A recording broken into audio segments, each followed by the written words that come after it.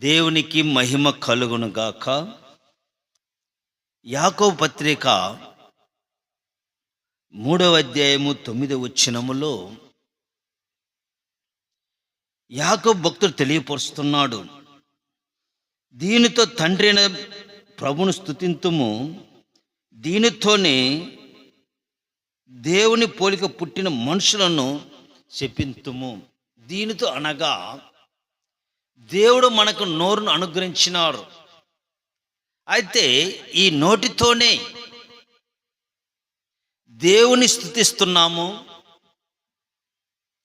దేవుని ఘనపరుస్తున్నాము, దేవుని మహిమపరుస్తున్నాము, దేవునికి ప్రార్థిస్తున్నాము, ప్రతి మంచి మాటలు మాట్లాడుతున్నాము. కానీ ఆ నోటి ద్వారానే ఈ నోటి ద్వారానే దేవుడి వలన ఆశీర్వదింపబడిన, ఆయన పోలికలో సృష్టింపబడిన వారిని కూడా ఈ నోటి ద్వారానే శపిస్తున్నాము. దేవుడైన యెహోవా ఒక మాట మనం గమనించినట్లయితే, ఆది కాండము 1:26 మనం గమనించినప్పుడు, దేవుడు మన స్వరూపం ముందు మన పోలిక చొప్పున నరులను చేయుదము అని అనుకొని 27 చూసినట్లయితే, దేవుడు తన స్వరూపం ముందు నరుని సృజించెను, దేవుని స్వరూపం వారిని సృజించెను, స్త్రీగాను పురుషుని వారిని సృజించి దేవుడు వారిని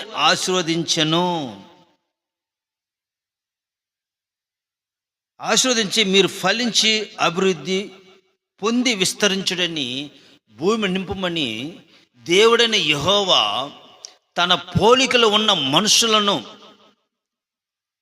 దేవుడు ఆశీర్వదించి దీవించి వాళ్ళు ఫలించి అభివృద్ధి పొందమని చెప్పినాడు. అయితే దేవుని పోలికలో మనము దేవుని పోలికలో ఇతరులను కూడా మనం ఏం చేస్తున్నామంటే శపిస్తున్నాము.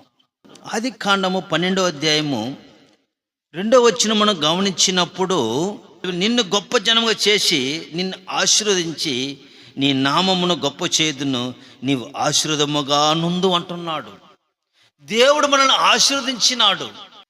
మనుషులు, ఆయన స్వరూపులను మనుషులు ఏం చేస్తున్నారంటే, దేవుని ఆశీర్వదించిన మనుషులను తిరిగి ఏం చేస్తున్నారు, శపిస్తున్నారు.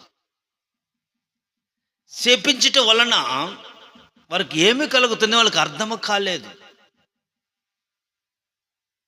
ఇక్కడ కింద చూసినట్లయితే, నిన్ను ఆశీర్వదించే వారిని నేను ఆశీర్వదించేదను, నిన్ను దూషించే వారిని శపించేదను అంటున్నాడు. మనల్ని ఇతరులను దీవించే వారికి, ఆశీర్వదించే వారికి దేవుడు వాళ్ళని పుష్టించినాడు. కానీ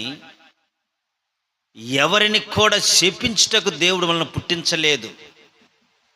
అయితే ఇక్కడ మనుషులది తెలుసుకోకుండా పగబెట్టి ఈర్చిపెట్టుకొని క్రోధం పెట్టుకొని ఇరుగు పొరుగు వారిని ద్వేషిస్తూ ఏం చేస్తున్నారంటే వారిని శపిస్తున్న వాళ్ళ కుటుంబము వాళ్ళ బిడ్డలను చూచి శపిస్తున్నారు. అయితే వారు బాగానే ఉంటున్నారు, కానీ శపిస్తున్న మనము మన కుటుంబం అలాగున్నదో ఒకసారి తెలుసుకోవాలి. ఇక్కడ అంటున్నాడు, నిన్ను దూషించే వారిని శపించేదని అంటున్నాడు. నిన్ను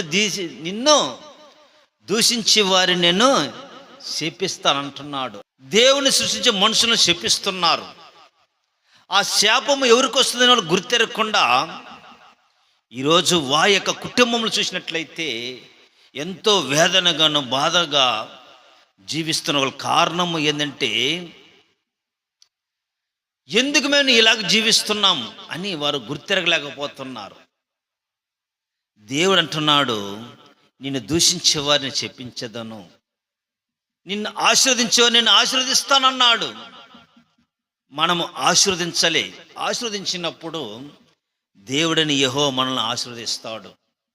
మనం ఇతరులను చెప్పించినట్లయితే దేవుడు మనల్ని చెప్పిస్తాడని వాక్యము తెలియపరుస్తున్నది. ప్రియులారా, దేవుని పోలికలో పుట్టిన వాణ్ణి మనిషిని నువ్వు చెప్పించినట్లయితే దేవుడు ఊరుకుంటాడా? ఆయన సృష్టించిన మనుషులు మనము, ఆయన పోషించే మనుషులు మనము, మనం కాపాడుతున్న మనుషులము మనము. ఆయన జీవించి మనల్ని దినదినం అభివృద్ధి తీసుకొస్తున్న మనలను దేవుని బిడ్డలు మనం దూషించినట్లయితే దేవుడు ఊరుకుంటాడా? ఒక్కసారి మనం గుర్తించాలి, ఒక్కసారి ఆలోచించాలి. మనం దేవుని వలన పుట్టినవారం, దేవుని వలన పోలికలో ఉన్నవారము, ఉన్న వారిని మనము శపించినట్లయితే దేవుడు ఊరుకుంటాడని కారణము వాళ్ళకి తెలిసినట్లయితే వారు ఇతరులను శపించరు. ఐక్యత కలిగి మంచి మార్గం నడుస్తూ ఇతరుల పట్ల ప్రేమ కలిగి జీవిస్తారు. వారు ఇతరులను హింసిస్తున్నారు, దూషిస్తున్నారు కాబట్టి వారి కుటుంబం అభివృద్ధి పొందకుండా, వారి కుటుంబం ఫలించకుండా, వారి యొక్క కుటుంబం అభివృద్ధి పొందకుండా కొంత కారణం ఏంటంటే దేవుడు చెప్పిన మాటను వారు ఆలకించకుండా, ఆ మాటను ఎరగకుండా ఉన్నారు. కాబట్టి ఇన్ని దినాలకు కూడా వారు అభివృద్ధిలోకి రాలేదు. ప్రియులారా, ఈ నోట ద్వారానే మనం దేవుని స్తుతిస్తున్నాము, ఈ నోట ద్వారానే మనము మనుషులను కూడా శపిస్తున్నాము. కాబట్టి ఆ శాపాలు మనం పొందుకునే కారణం ఏంటంటే దేవుని యొక్క వాక్యాన్ని స్పష్టముగా మనము అర్థము చేసుకొని ఆ వాక్యానుసారంగా మనం జీవించలేకపోతున్నామే. అందుకే ఈరోజు మనము కష్టము, వేదన, బాధ, దుఃఖము, కన్నీరు కారుస్తున్నాము. ఆయన యొక్క చెప్పిన యొక్క మాటను ఆలోచించకుండా, ఆ యొక్క మాటలను చెవిని పెట్టకుండా, ఆ మాటలో వాక్యానుసారం మనం నడుచుకోకుండా ఉన్నాము. కాబట్టి ఈరోజు మనం చెప్పింపబడిన జీవితాలు జీవిస్తున్నాము. అందుకే ఒక వాక్యం చూసినట్లయితే అపోస్తలుడైన పౌలు తెలియపరుస్తున్నాడు, నువ్వు ఆశీర్వాదకరంగా దీవెనకరం ఉండాలంటే దీవించండి, దీవించండి, శపించవద్దు అంటున్నాడు. ఎవరైనా కానీ మనల్ని చెప్పిస్తున్నారు, హింసిస్తున్నారంటే వారి గురించి మనం ఏం చేయాలి? ప్రార్థించాలి. ప్రార్థిస్తే ఏంటంటే, తండ్రి వీరేమి చేయుచున్నారు, వీరెవరు కనుక వీరిని క్షమించమని నువ్వు ప్రార్థించినప్పుడు దేవుడు నీ ప్రార్థన ఆలకిస్తాడు. వారు శపిస్తున్నారు అనుకొని నువ్వు కూడా చెప్పించినట్లయితే నీ కుటుంబం కూడా పతనమయ్యేదని కారణముగా ఉంటుంది. దేవుని యొక్క వాక్యాన్ని వింటున్న ప్రియ సహోదరి, సహోదరుడా, నీ కుటుంబం బాగుండాలంటే, నీ కుటుంబం ఆశీర్వాదకరంగా ఉండాలంటే నిన్ను హింసించే వారి కొరకు ప్రార్థించు, వారిని దీవించు, వారి కొరకు దేవుని దగ్గర క్షమాపణ అడుగు. క్షమాపణ అడిగినప్పుడు దేవుడు ఒక మాట అంటున్నాడు, దీవించబడు వారు దీవించబడతారంటున్నారు. నువ్వు దీవించబడాలంటే ఇతరులను దీవించు. ద్వితీయోపదేశ కాండము 28వ అధ్యాయము 1వ వచనం గురించి మనం చూసినట్లయితే, నీ దేవుని యెహోవా మాట శ్రద్ధగా విని నేడు నేను ఆజ్ఞాపించుచున్న ఆజ్ఞ అన్నింటిని అనుసరించి నడుచుకుని దేవుడిని యెహోవా భూమి మీద సమస్త దినాలను నిన్ను హెచ్చించును.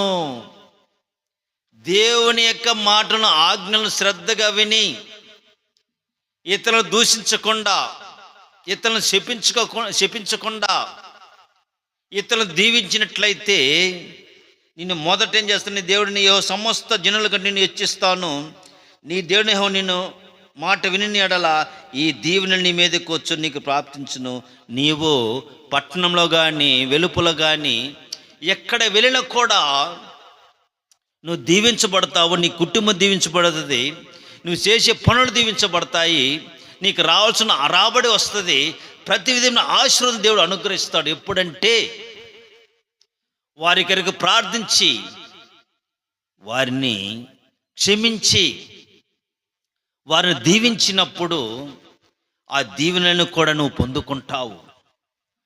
వారు శపిస్తున్నారు, వారు ద్వేషిస్తున్నారు అని నువ్వు వేదన పడకుండా, కలత చెందకుండా దేవుని మాటను అంగీకరించి విన్నప్పుడు నీ మనసులో దేవుని యొక్క మనసు నీకు వచ్చినప్పుడు వారిని క్షమించినట్లయితే దేవుడు నిన్ను ఆశీర్వదిస్తాడు అంటున్నాడు. యెహోవా నిన్ను ఆశీర్వదించి నిన్ను కాపాడును అంటున్నాడు.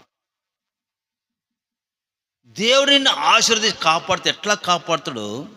కీర్తనల గ్రంథము 121 అధ్యాయము 3వ వచనం గమనించినప్పుడు, ఆయన నీ పాదములు త్రొట్టెలనీయుడు, నిన్ను కాపాడువాడు కొనకుడు, ఇశ్రాయేలు కాపాడు కొనకుడు నిద్రపోడు, యెహోవాయే నిన్ను కాపాడును, ఏ అపాయము రాకుండా యెహోవా నిన్ను కాపాడును, ఆయన నీ ప్రాణమును కాపాడుతాడు. ఎప్పుడు? నిన్ను హింసించే వారి కొరకు, నిన్ను ద్వేషించే వారి కొరకు, నీ శపించే వారి కొరకు, వారిని దీవించి వారి కొరకు ప్రార్థించి క్షమించి, అప్పుడు దేవుడు నిన్ను ఆశీర్వదిస్తాడు. అప్పుడు మనం గమనించినప్పుడు, ఆశీర్వాదమునకు వారసులట మీరు పిలువబడితే కనుక వారిని దీవించండి. ఆ ఆశీర్వాదాలు మనం పొందుకోవాలి, దేవునికి వారసత్వం పొందుకోవాలి, దేవునికి రాజ్యములో మనం ఉండాలి, దేవునితో మనం జీవించాలి అన్నప్పుడు నీవు వారిని దీవించాలి. ఈ నాలుకతో, దేవుని స్తుతించిన ఈ నాలుకతో ఇతరులను శపించకుండా మన యొక్క నాలుకను భద్రము చేసుకొని దేవుని యొక్క వాక్యానుసారంగా మనం జీవించినట్లయితే దేవుని యొక్క దీవెనలు మనం పొందుకుంటామని ఈ వాక్యము ద్వారా మీకు తెలియపరుస్తున్నాను. దేవుడి వాక్యమును దీవించునుగాక. God bless you.